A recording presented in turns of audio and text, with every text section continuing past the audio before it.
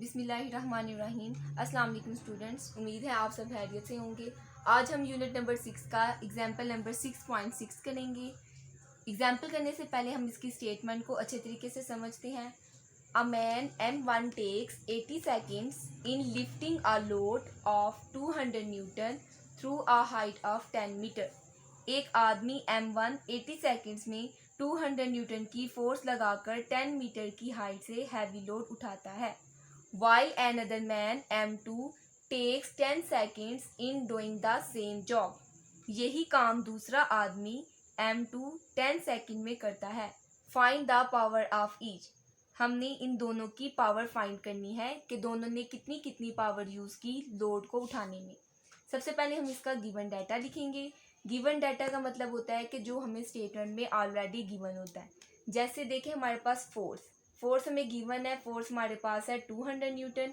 हम यहाँ पे लिख देंगे F is equal to 200 newton. कितनी हाइट से ये उठा रहा है लोड को? 10 मीटर की हाइट से। 10 मीटर हमारे पास क्या हो जाएगा? डिस्टेंस हो जाएगा, इसलिए हम यहाँ पे लिख देंगे S is equal to 10 metre. अब देखते हैं टाइम टेकन बाय M1 ने इस लोड को उठाने के लिए कितना टाइम लिया। यहाँ से हम देख लेते हैं, M1 ने 80 सेकेंड्स लिए, इसलिए यहाँ पे हम लिख देंगे 80 seconds. Time taken by M2, उसी लोड को उठाने के लिए जो दूसरा आदमी है M2, उसने कितने टाइम में इस लोड को उठाया? वो टाइम हमारे पास है 10 सेकेंड्स, इसलिए हम यहाँ पे लिख देंगे 10 सेकेंड्स। M1 के साथ हमने T1 इसलिए लिखा ताकि हमें पता चल जाए कि ये M1 यानी पहले आदमी का टाइम है, उसने इतने टाइम में लोड को उठाया था। और M2 के साथ हमने T2 लिखा।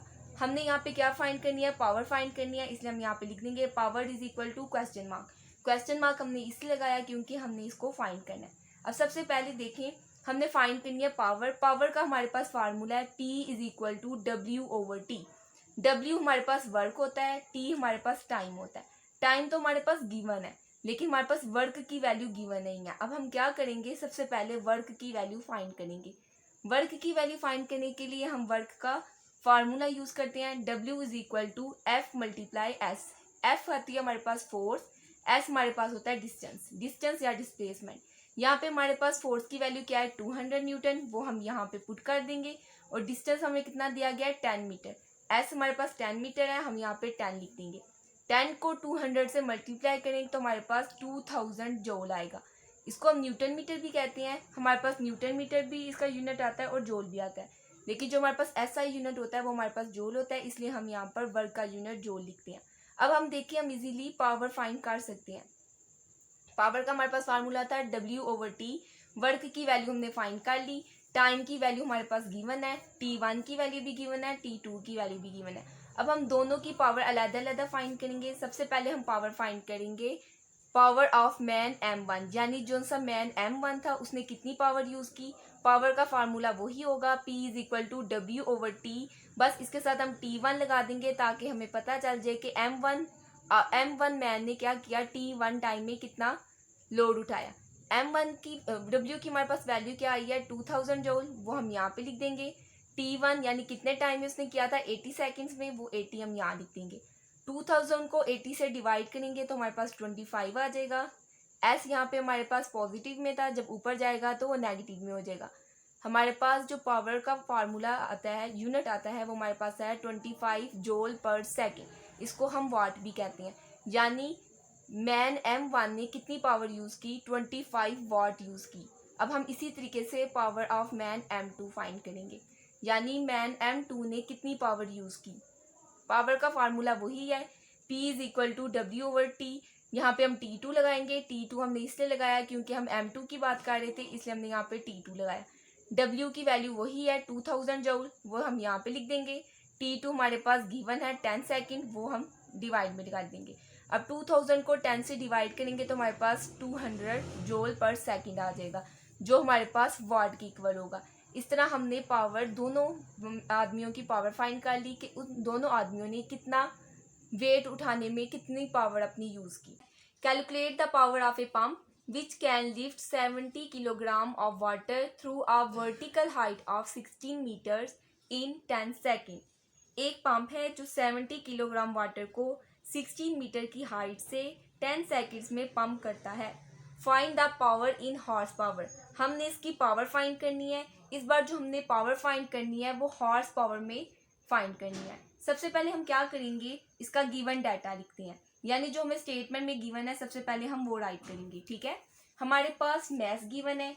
हमें कैसे पता चला ये मैस है, क्योंकि इसके साथ यूनिट किलोग्राम लगा हुआ है। याद रखिएगा, जिसके साथ यूनिट किलोग्राम होता है वो हमारे पास मैस होता है। ठीक है, यहाँ पे हम लिख देंगे mass is equal to 70 kilogram. कितने मीटर की हाइट से काटा था, 16 मीटर की हाइट से काटा था। ये हमारे पास डिस्टेंस है। यहाँ पे हम लिख देंगे S is equal to 16 metre. कितने टाइम में काटा था, 10 सेकेंड्स में। यहाँ पे हम लिख देंगे time is equal to 10 second. हमने क्या फाइंड करनी है, पावर फाइंड करनी है, लेकिन इस बार जो पावर फाइंड करनी है वो हमने हॉर्स पावर में फाइंड करनी है। पावर का फार्मूला हम यूज करेंगे। पावर का फार्मूला है P is equal to W over T। अब W हमारे पास होता है वर्क और T जो होता है वो हमारे पास होता है टाइम। हमारे पास W की वैल्यू नहीं है। हम W की वैल्यू फाइंड करने के लिए सबसे पहले इसका फार्मूला यूज करते हैं। हमारे पास वर्क का फार्मूला होता है W is equal to F multiply S, यानी फोर्स मल्टीप्लाई डिस्टेंस या डिस्प्लेसमेंट। हमारे पास यहाँ पे S की वैल्यू गिवन है, हमारे पास F की वैल्यू नहीं है। हम यहाँ पे लिख देते हैं F is equal to W is equal to mg। हमने ये क्यों यूज़ किया, हमने इसलिए यूज़ किया क्योंकि यहाँ पे देखिए हमारे पास स्टेटमेंट में गिवन है थ्रू अ वर्टिकल हाइट। यानी याद रखिए, जब भी आपके पास हाइट की बात होती है तो हम वेट की बात कर रहे होते हैं, और जो हमारा वेट होता है वो हमारे पास फोर्स के इक्वल होता है, और वो mg होता है। ठीक है, m हमारे पास मैस होता है और g हमारे पास ग्रेविटी होती है। मैस की वैल्यू हमारे पास गिवन है 70, यहाँ पे हम 70 लिख देंगे। ग्रेविटेशन की वैल्यू कांस्टेंट होती है, वो हमेशा 10 होती है, ये आप लोगों ने याद रखनी है, इसलिए हम यहाँ पे लिख देंगे 10। 70 को 10 से मल्टीप्लाई करेंगे तो हमारे पास 700 आ जाएगा। इसके साथ हमने न्यूटन लगाया। न्यूटन फोर्स का यूनिट होता है, इसलिए हमने यहाँ पे फोर्स का यूनिट न्यूटन लगाया। अब देखिए हमारे पास फार्मूला था W is equal to F multiply S। F की वैल्यू हमने फाइंड कर लिया। ठीक है, अब हम आराम से इस फार्मूले में फोर्स की वैल्यू डाल सकते हैं। अब यही फार्मूला हम यहाँ पे लिखते हैं, W is equal to F multiply S। F की वैल्यू हमारे पास क्या आई थी, 700 न्यूटन। अब हम क्या करेंगे, 700 न्यूटन यहाँ पे लिख देंगे, और हमारे पास डिस्टेंस की वैल्यू क्या आई थी, 16 मीटर। यहाँ पे हम 16 लिख देंगे।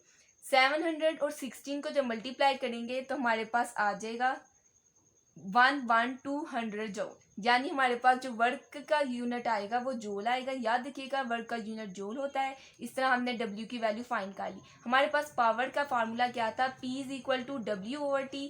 हमारे पास अब W की वैल्यू भी आ गई है और T की वैल्यू ऑलरेडी गिवन थी।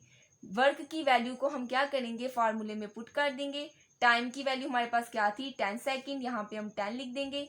जब हम इन दोनों को डिवाइड करेंगे तो हमारे पास आ जाएगा 11,200 जूल पर सेकेंड।